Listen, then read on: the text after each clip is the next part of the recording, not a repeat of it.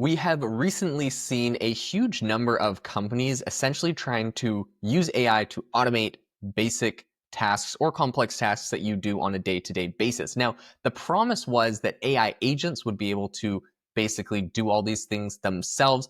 As we're finding, agents, just like anyone else, need to be trained. And to train someone, you need an expert on something. So if you're not an expert lawyer, training your AI agent to be your lawyer and to do a specific task for you can be tricky. But if you had the help of a lawyer to craft the prompt and to read it over, it would be no problem, right? So what is the solution? How do you get an expert's advice or prompts into your agent to complete tasks? Now, there are a ton of companies tackling this, and this is actually something that myself with my company AI Box are currently building something low key in stealth towards. So today on the podcast, I want to talk about a couple companies, Dia and also Comet from Perplexity, that are tackling this. I'll give you basically my thesis on why their approach isn't the best and what they should be doing, and I'll explain a little bit about what I'm doing with AI Box. I hope at the end of the day, this episode basically helps you understand what is going on with AI agents and how we can get these things to perform better, no matter what solution you use. So to break this down, first of all, I wanted to talk about the first company, which is Dia. So Dia is a company that it's put out by the browser company, and they basically are created something that they call the first AI browser. So we've heard this a couple times. I think OpenAI is even working on an AI browser. It's kind of interesting, like the difference between an AI browser versus now we just have ChatGPT with agents or operator built in, what the need is, what the difference is. We have Anthropic that has computer use. But in any case, the browser company has just launched its first browser called Dia.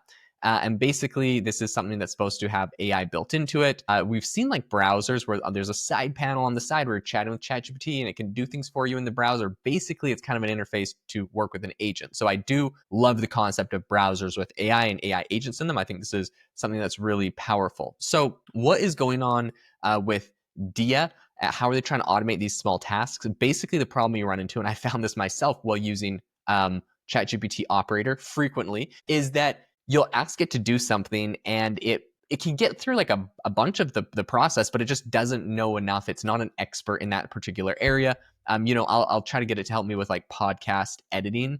And so I'll say like, hey, log into my podcast production platform, go to my latest episode, trim the beginning silence of the episode, trim the end silence of the episode, look for any anomalies. And I'm trying to like explain like basically what a podcast producer would do to try to get it to go through our entire workflow of post-production editing on an episode. And the problem with this is that there are many places where it can kind of glitch up.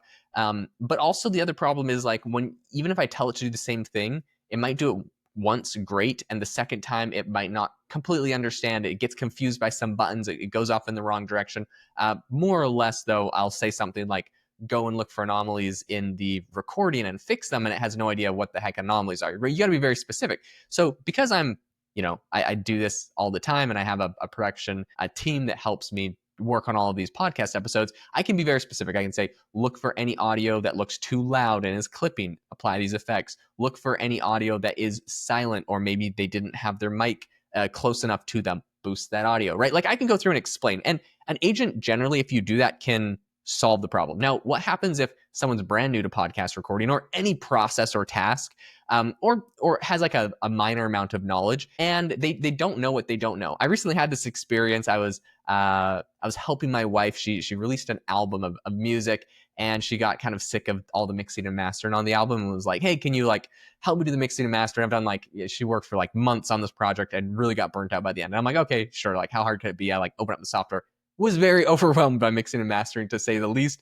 Tried my hand at a couple songs. They didn't turn out great. I had to, turn to some professionals to help me with this. So why do I have to turn to professionals? Why do we all have to turn to professionals? And I guess what is the solution when we're using these AI agents, whether it's Dia or Perplexity that has a tool? How do we basically get the input of a professional? Because once I called a professional on the phone, got a bunch of tips and examples, sent them over one of my recordings. They did a bunch of stuff to it, but basically from what they told me, I was like, okay, I'm like 90% further. I could probably get 90% of this done. They were the experts, so I actually just sent them the files on that particular project. But I could actually figure a lot out based off of what they built.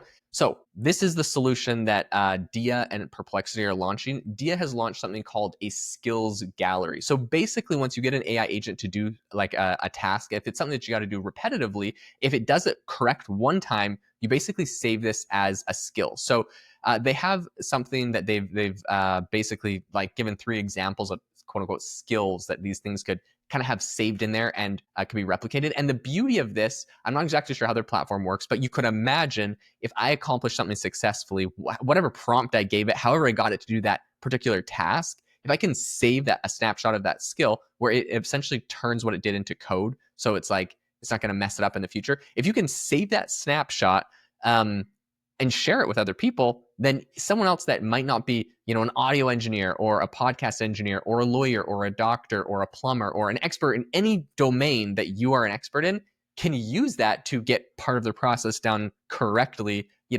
as created by a professional who understands what's actually going on and has basically gives the enough direction to the AI agent to get the job done correctly. Because I think it's kind of going back to my example of like trying to mix and master some music for my wife. It was like I had no idea how to level out the audio, and I was like going on YouTube and like how to level audio on music track. I didn't realize what I should have been searching for was how to get an EQ plugin for Logic Pro and apply it to a file. Honestly, if I'd done that, I probably could have found a tutorial and figured it out very quickly. Had no idea what EQ was, had no idea how to add a bus, had no idea basically all this, the industry jargon. And so I was a million miles away. I watched so many videos that were barking down the wrong tree, right? I was looking at audio equalization, not the right thing. So in any case, I think this applies to basically every industry. There's industry jargon. There's just different terms and things that you do inside of an industry. If you're not familiar with them, you don't even know the right questions to ask. And so just having a professional come in and explain it, or in this case, giving you one of these snapshots is literally the difference between like mediocre or kind of bad, crappy output by an AI agent versus an expert level good one, right? And basically this is what companies are making all their money on nowadays. Everything's a quote unquote GPT wrapper. And they're like, people say that is like, oh, these companies are just GPT wrappers. Like they're not that great. It's like, yeah, because they like deeply understand what their customers need. They deeply understand the issue and the solution more than the customer understands the issue and solution. So the output they're giving is way better than what other people could just get themselves with ChatGPT. Even though, yes, they're using the technology of ChatGPT, they have domain expertise. So their outputs are way better. Okay. I think everyone understands the concept, or I think we all agree on the concept there. This is really cool. And here's 3 examples that Dia gave on their, on this skill gallery that they have. And I think this is a great concept. But basically, they have one that's like your no nonsense shopping and deal finding copilot. Obviously, someone that's great at that has created that one that says copy, edit any web page to follow every style guide, right? So maybe someone's like, I need to help me edit my website, but they have no idea what a style guide is. If you're not in marketing or graphic design, you might not really have a concept of what a style guide is, how to make it cohesive with everything else you have, right? People getting started on websites, you're not a web designer. So this would be very useful. One that says find verification codes in Gmail for the site you're on. Something like this, right? Sometimes people just figure out a trick for like the best way to get it to find the verification code simply. I don't know. Maybe this one's like not one that you need to have. Basically, I think mine where it's like intense like software editing or like video, or I don't know, there's lots of things where it could be quite a lot more intense. Okay, so this is how they're doing it. I think this is really interesting. Perplexity's new browser, which is called Comet, they're also apparently going to launch something sort of similar, but the way that they're approaching this isn't quite like a skills gallery. They're doing something which basically, if you go over to Twitter, you can see their CEO made a post about this and kind of announcing exactly what they're doing. So it's Arvind Srinivas, but he said shortcuts for repetitive tasks rolling out next week on Comet. More invites will be sent next week too. The browser is going to be your personal console for getting work done. So basically, the shortcuts, the examples that they've given are organize my tabs, teach me Comet, trending on social, evaluate this deal, prep meeting, manage my feed. So maybe things you do frequently, or maybe I feel like what they're saying is things that like people on their platform do frequently. I'm not sure if it's personalized to you. If it is personalized to you, that's way more useful. But in any case, you basically can do these repeated tasks. He then goes on to say, you will also soon be able to create your own Tamper Monkey-like scripts that are natural language generated for ensuring repetitive usage of custom workflows. So everyone's comment will feel personal and something you built for yourself, like your own apps, scripts, workflows, widgets, dashboards with Perplexity Labs. The browser feels more and more like an operating system that way. There's a reason we purchased os.ai.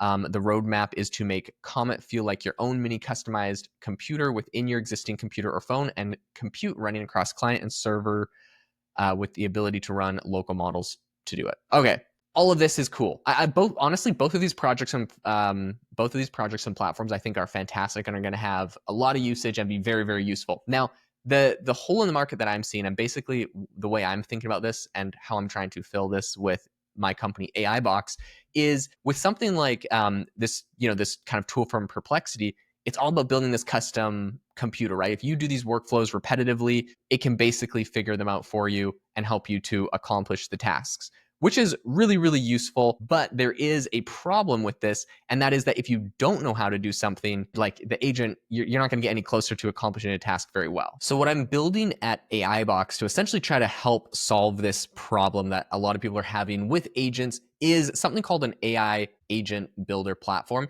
And essentially what you're able to do is build what we're calling agent boxes. So these are tools that basically AI agents can use. You can think about it sort of like how Dia is creating their skills gallery. You can imagine it like a skills gallery, but it's much more comprehensive. It's not just like it accomplished a task and you kind of save that accomplished workflow as a snapshot. You can very manually go and get very granular with what AI models you want to accomplish different parts of the task, what prompts are used to do it, what tools are used to do it, in all the integrations you need to like build out one particular function or task in a very replicable way. And it's basically built for experts to go in there, automate different elements of a workflow, and for agents in the future to go and be able to basically, you could just go to your agent and say, do XYZ task, go use tools from AI Box to help you accomplish that. The agent can then go and pick different agent boxes on our platform to help them accomplish a task in a very efficient manner. And perhaps we'll integrate with different agent platforms in the future. So you